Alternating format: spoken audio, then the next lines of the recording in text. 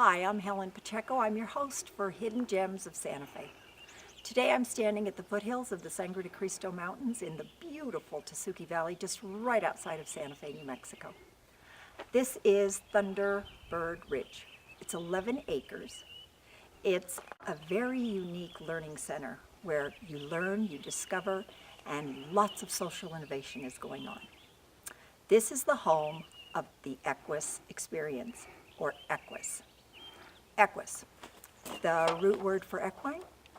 What is EQUUS, and what is the EQUUS experience?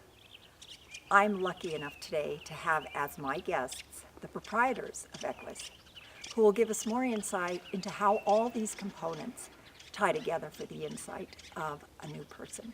We've got the beautiful hacienda, we've got the pristine arena, and the amazing walking trails out here. How do they all tie in? Well, I want to introduce the proprietors. I would like to introduce the partners of EQUUS, Kelly Wendorf and Scott Strunk. Thank you, first of all, for your great hospitality. This is an amazing place. The experience started on the drive up here. It's beautiful. Yeah, thank you. We're glad you're here. Thank you. Welcome. Of course. Tell us a little bit about Thunderbird Ridge and EQUUS and how it all ties together. Thunderbird Ridge is the location. It's home to EQUUS and home to the EQUUS experience, which is part of the work that we do. It's just over 11 acres as an experiential discovery and learning campus. We do personal and professional leadership development and create conditions for people to have breakthrough learning and transformation. Wow, a lot goes on here. Yeah, it's terrific because we're right next door to Rancho Encantado. So our clients tend to stay overnight and stay at Rancho Encantado, whether they're groups or individuals, and come over here and have a retreat, a 1-day, 2-hour, half-day retreat, and do some intensive work with us. But we also work off-site. We do coaching and workshop facilitation. Scott just got back from working with Microsoft Wow. in Seattle. Who are some of your other clients? So we've worked with Amazon, we've worked with a lot of kind of visionary and celebrated leaders, Mary Kay Cosmetics, Equinix. Cisco Systems, Yeah. REI. Yeah. Wow. I mean, Bette the list, Midler, I the hear. list Yes. actually, list actually goes on. It's quite extensive, Yes. and it's not. They're each individual, so it's more challenging to just rattle them off, because when we work with either individuals or we work with companies, everything we do is custom designed and custom curated. Oh, So every single person that steps foot on these grounds, we specifically design the experience for them and what it is that they have as a desired outcome. So whether Okay, it's so they come with you with their needs, come to you with their needs? Exactly. Or how they want to structure their sessions, is that right? Or you decide that? They have an interview process. It's a pretty lengthy questionnaire. Sometimes it's an interview.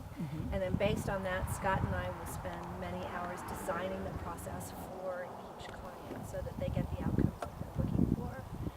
And people are looking, it's not necessarily problem solving. Oftentimes it's, we worked with a company that was doing really, really well, and it for them was about legacy creation and designing each person's personal legacy within the organization. And so they spent many days here with us looking at each of their unique gifts and what they offered the company and how they could build on a legacy on that premise and that work. So you did a lot of one-to-one with those individuals. Exactly, even though they came as a group. Right.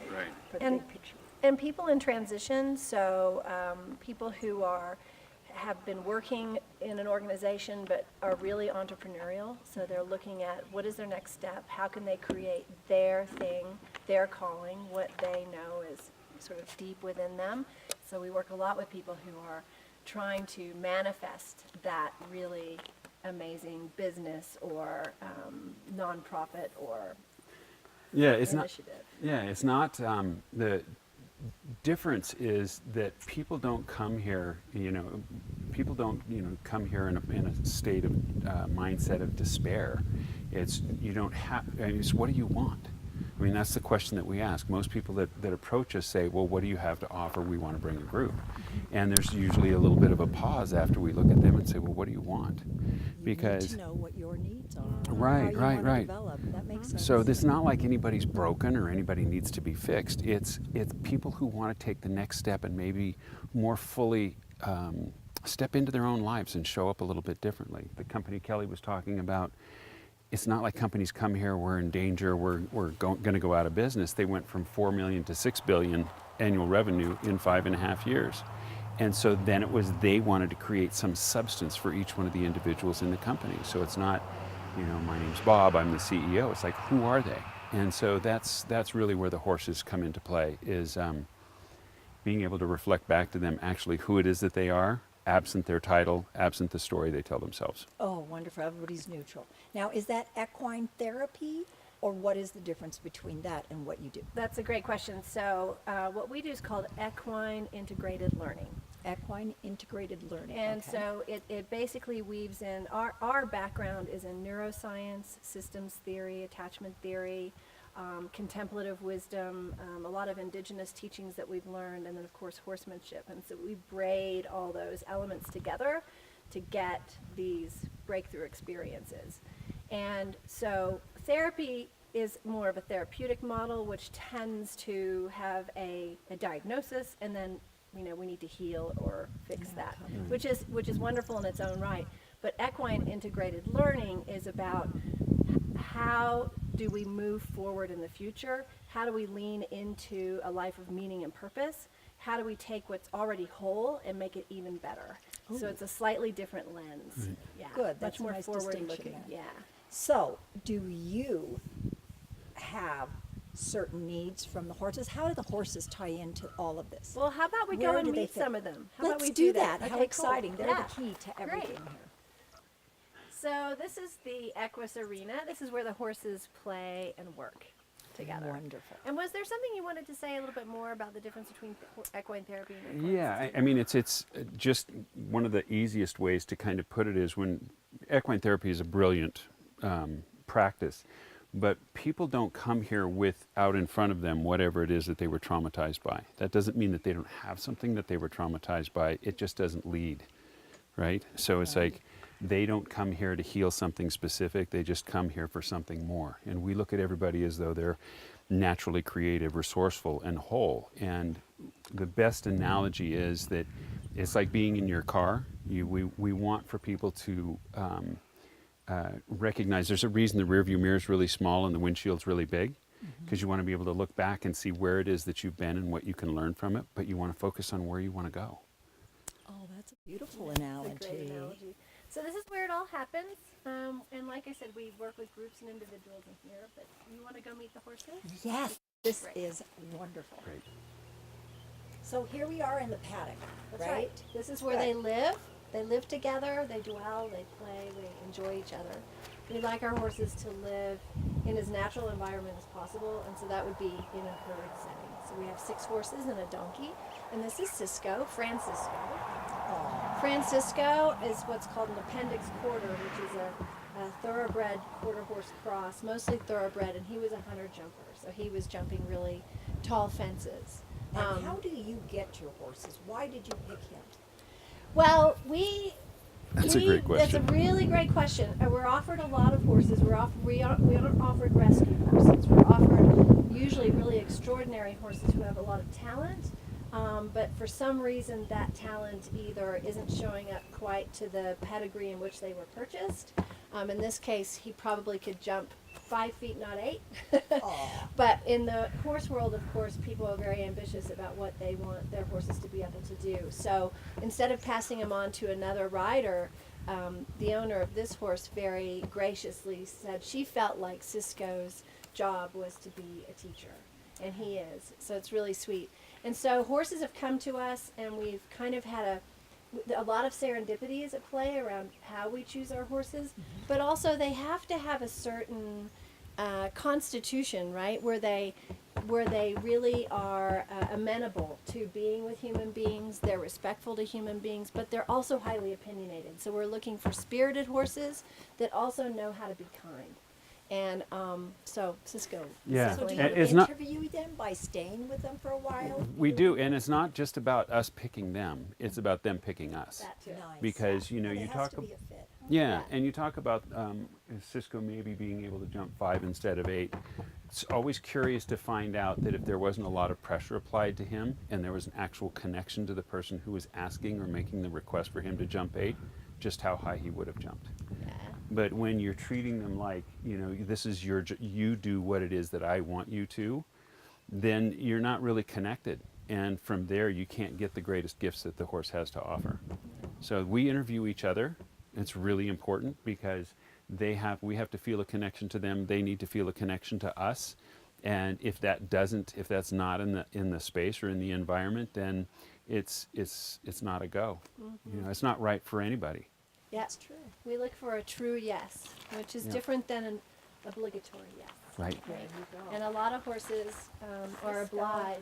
So this is Cisco. He's quite big. It's very big. And tell me about this heating bin here. It looks like there's God really- designed these. Scott. you're in Scott, the Cisco, as well? see, and they work. You can see that they work. Really, they work. Really. What we're looking at here, it looks like there's the What? hay and Well, the wire grate. Kelly was talking about our horses. Hi, buddy. Kelly was talking about our horses living naturally, and it's really important that horses out in the wild don't eat twice a day. Somebody doesn't come and bring them a little bit of hay and they eat, and then it's all good. It's the reason we don't have them in barns and stalls. They live outside where they would live, naturally. So And grazing all day. yeah, design these boxes so that there's grids in here that they actually have to pick and pull the hay through, a lot more similar to like being out on the plains and grazing. So, the only difference is the fences are a little closer in here and they're a lot safer. And so it alleviates a lot of stress.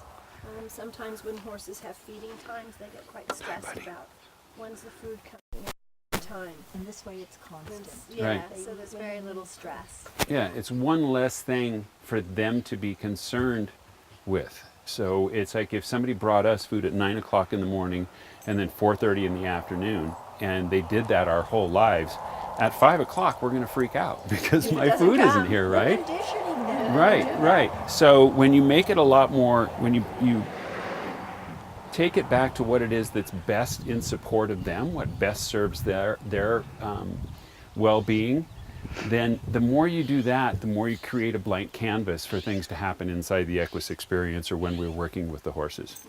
So, Also, I wanted to point out, you see there's a gate there Yes, that right leads into the arena and then into the paddock. So the horses know that if it's not their day to work, if we have them all in the arena and one horse feels like it's not his day, it's an off day, may not be his client, they know to stand at the gate and we'll let them out and they can come back in here.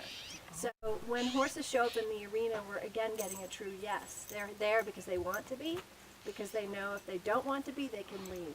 The irony of that is or the paradox, I guess, is that they end up showing up together a lot because they know they can say no. When you allow a person to say no, and you allow a give them horse more to say no, freedom. you give them more freedom, then their best gifts show up. so the door is left open then. We close it off just so that we don't have any kind of, horses may be rushing through and vying for coming for hay, but they know to stand at the gate. If they stand there for I longer than a see. minute, we know, okay, you're ready to be in here. So they know that that's our agreement.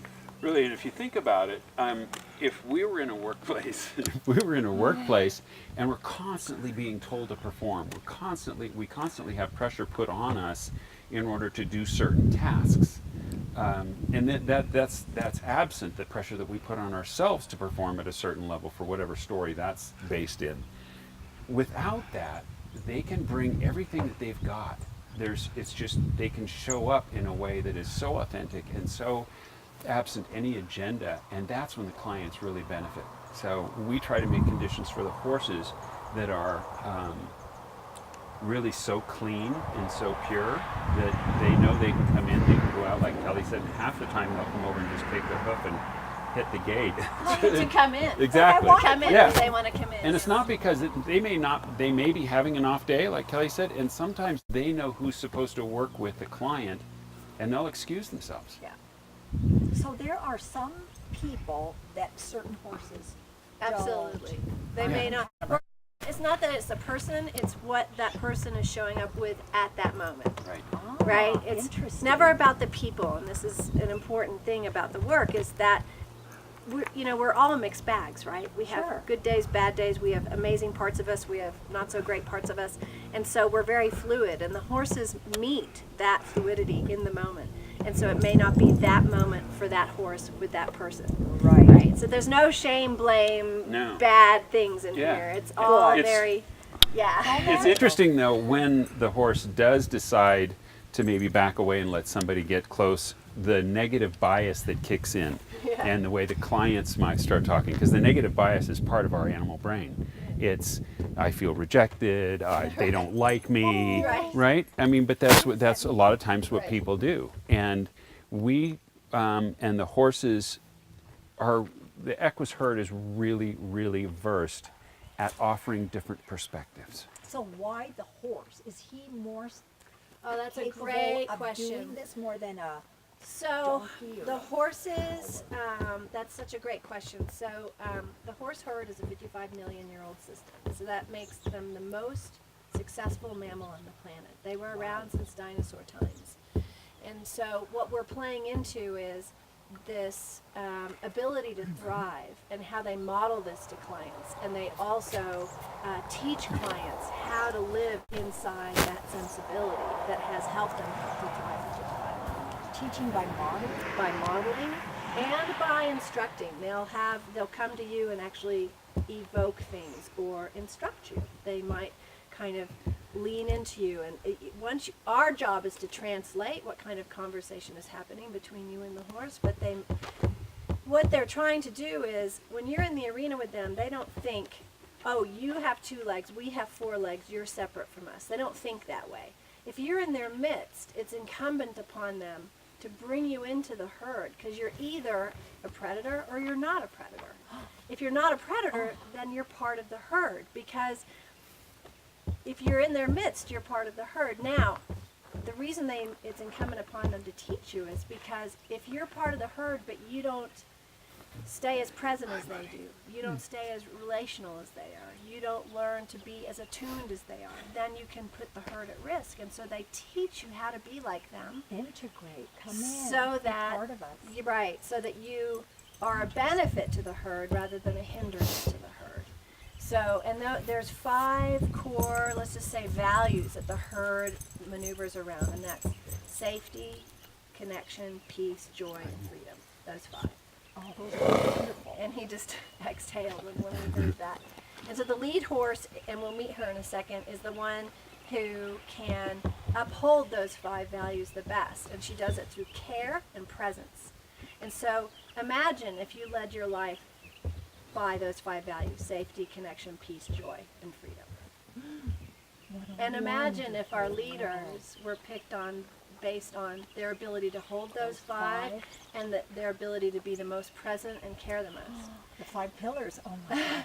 And so this is what CEOs are learning with the horses, is how to be a caring leader, how to have a caring and present. And this is Molly, our dog.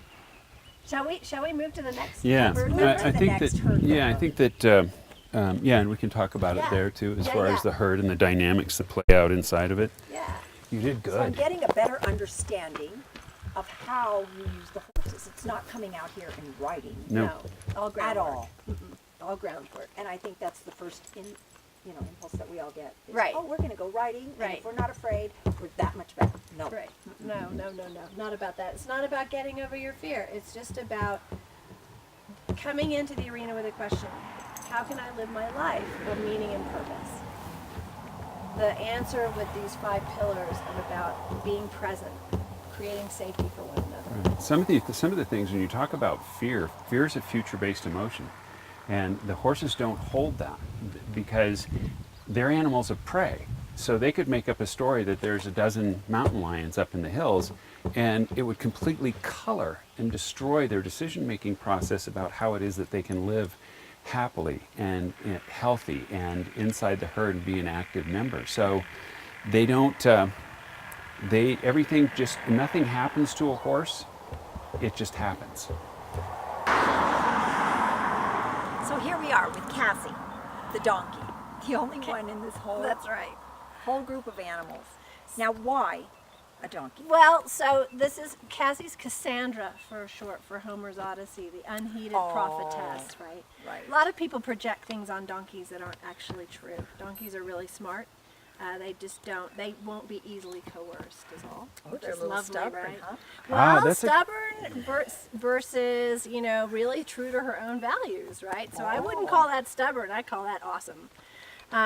So the herd is actually not a hierarchy. The herd operates more in what's called a lateral hierarchy, which means that the herd leader takes care of the whole, but every horse has their job. Cassandra is at the so-called bottom, even though there's not a bottom, because she can't move very fast, so she needs the most care. So the animal that's at the bottom is the one who needs the most care. However, Cassie provides a great service to the herd because she's also the most present and grounded and solid. And so when she's grounded, how much easier does that make the lead horse's job? And so it's an ecosystem, right? Would you Yeah, add to that? there's a difference between, we think about this hierarchy like, there's the CEO up in her corner office looking at all, the universe that she owns, and then there's the guy down here in the mail room. And like Kelly's saying, it's not like that. It's more in a circle. And if you think about it, Artemis. Oh, here comes Dante. Dante! For his Artemis, debut. Artemis is the lead mare, and she creates an environment of safety and trust by remaining present and caring the most. And really, if you think about it, it makes so much sense that if, like Kelly was saying, if our leaders actually cared and stayed present, it's not like you have to tell somebody you're creating an environment of safety and trust for them. They feel it. And horses are all about energy. So Cat knows she's in an environment that's safe and trustworthy. And so what happens is she can stay very relaxed, she can remain vulnerable, and that makes Artemis's job that much easier. So everybody plays their part, and it's just like when we go in there, we need a lot of care. So that's going to be kind of integrated into the herd dynamic itself too. But the energy is a huge part of it, and that's the way that they communicate. Now, how are you interpreting all this? What's happening here? Well, this is what horses do when they're curious. That's called curiosity. Because they are not, everything's pretty much nonverbal. Horses communicate through gesture, and they're highly emotional beings. And so you can tell how they feel by how they act in their bodies. So that was a big curiosity, lots of curiosity. About this new group of people in their midst. Right, and they're comfortable because they can be anywhere they want. They're all choosing to be here, but that's an energetic read on what's happening for you behind the armor, behind the facade, behind who it is that you think you need to be for other people. They're reading that and they like it because it's really authentic to them, and that's what they gauge connection on or the safety of a connection is based on how authentic it is. This is Cimarron. Cimarron. He's What our kind of spotted horse? Appaloosa, leopard Appaloosa, and he goes back to the Nez Perce Indians, Chief And what are all those watermarks, or is he sweating? He had a great big ride in the mountains this weekend. Oh. Very long ride in the mountains. We do ride our horses. The clients don't ride, but we enjoy our horses very much. We ride them in the arena and do gymnastics in the arena, and we also ride them on the trail up in the mountains. So this is Blue. She's a Percheron quarter horse and the prettiest girl at the dance. Aww. And this is Brio back here. He is a Lusitano. And Blue, as all the other horses, really demonstrate when they feel comfortable, a positive emotional release will look something like licking and chewing, like this right here, just on cue too, Blue. Yawns, blow, that's not hay fever. When they do that, that's a positive emotional release. What else, Kelly? Licks and chews and...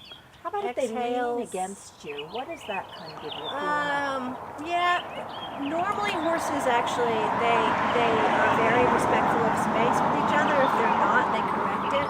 So oftentimes, like even here, Brio's being really nice, but he's a little bit coming without being invited. And so sometimes it can be a little bit disrespectful if they lean too much. They're not like dogs. Dogs are predators, and predators tend to like kind of bundle together and, you know, huddle together. Animals of prey have to keep space so that they can move off together. And so if a horse crowds you, it can often be a little bit of a test of, well, are you going to correct me or aren't you going to correct me? Ah, So Brio, in interesting. fact, he's doing that right on cue. Yep. He actually is sort of coming into our space. So you can see that even here with Blue, he and Blue, there's a little bit of space between the two of them, and they're very respectful of each other's space. Space is really important for horses. Yeah, it's one of the things that we prove over and over and over again with clients is connection isn't based on touch and it's not based on proximity. It's based on energy. It's based on how you feel. I mean, if these guys were always together, like they would never get anywhere. Like herds of horses that run out in the wild, they're not all running into each other because they've got highly evolved mirror neurons. So this horse knows that this horse is going to turn left before it actually does, but they have to have some space in between them. And that's something that can be a little disquieting for people too, because they think, oh, I have to touch the horse, I have to touch the horse, that's the only way the horse is going to like me. And it's like, they do that to people too, right? Right? Yeah. It's like we all do that. It's like, it's that physical touch that we connect to the emotion of connection, and it's not. It's not the only thing. No, it's not the only thing. So you can see right here, Brio and Blue are actually in a moment of connection together. And they're just being together. Horses are great at teaching people to be human beings rather than human doings. And this right here is a modeling of really beautiful connection, and they're both licking and chewing at the Yeah. same time. And is this what a typical group or client would get from you if they were in a session, this kind of conversation? A little bit. Some, It's yeah, it depends on the person. Right. So I it's like see. that's the thing that makes it a little bit challenging is that it's never ever the same. Ever. I mean, For you any group you have, no, you because always it's find based different on dynamics. who you are inside and the energy that precedes you. Sometimes we forget that. When you go into the arena, is going to be different than Kelly's, going to be different than mine, going to be different than Doreen's, it's going to be different than everybody. So one day, all the horses may be out there playing like stallions and gladiators, and the next day they might be laying down. It just depends on what you bring into the arena. It's not about the horses, it's about how you're showing up. But they're having a really sweet moment with each other and with us in this moment, No, in this it's conversation. So picturesque. Yeah, it's It really sweet. is under these trees and standing still. Yeah. Shall we meet the lead mare? Let's So do. everybody thinks it's the mean, Big big stallion, dominant macho. stallion who is the leader of the herd, and that's actually not true. The horse herd's a matriarchy usually. In domestic settings, it can be a mare and a gelding if there is no mare, it might be a gelding. But in wild horse settings, it's the mare, which makes sense because when you think about leadership for the herd is around care. The mares understand how to care not only for the adult horses, but the babies. Sure, They it's know part of better their- how to take care of the babies than the stallions. And so the mares are the disciplinarians, the mares are the ones who kind of Hold things together. hold things together. Hello. Oh, so And, let's meet We're the going to mare. meet Artemis. Okay, so here we are with Artemis. Tell us a little bit about Artemis. Artemis is our matriarch. She's our alpha mare. Really cute tidbit about mares. Their superpower is persistence. We had a moment where we got in a new horse. I think it was Brio came into the herd, and he sort of tried to dominate everything. And she let him for a while. 6 months later, like water on a stone, she just slowly regained her sovereignty. Without any drama, because that's not no violence, no dominance, just slowly making sure that she then, and as soon as she took the helm again, everything sort of quieted down. So really Artemis's job is around being very quiet and present and alert to everything that's around. Yeah, She's a very skillful leader. yeah, she is. Right?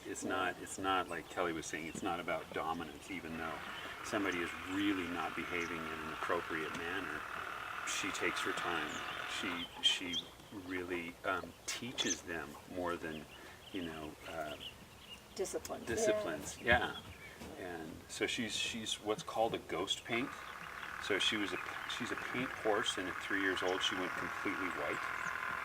So, it's really kind of an interesting thing too. Not only is the herd more times than not a matriarchy, she's the smallest and oldest horse that we've got. So when Brio, who's almost 1,700 pounds, wanted to do something, be very aggressive, it was easy enough for him to do that. But now, when she asks him to move, he does. Yeah. Oh yeah. Immediately. Wow. She's So a there was a great teacher. big change in Yeah. all the Right. horses when she came in, readjusting to this new hierarchy. Right, and she's a great teacher, because you just came up to her and you went to pet her, and she kind of pulled away a little bit. And what's the story you tell yourself? Don't take it personally.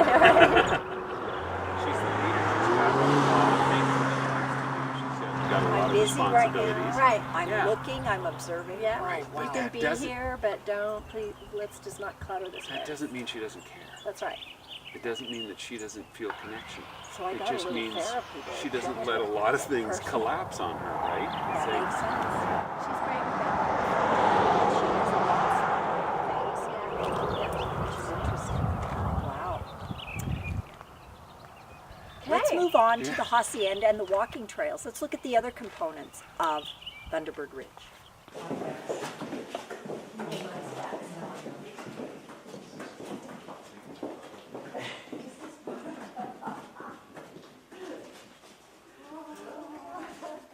This is the hacienda, the gracious hacienda that's part of EQUUS. We're going to go on in. this is the business. This is the business side, the business entrance. The hacienda is 5,300 square feet. So we're lucky in the way that it's designed that we can use a good portion of it on this end of the hacienda for our business, and then the other part is for our personal residence. Beautiful. Thank you. Come on in.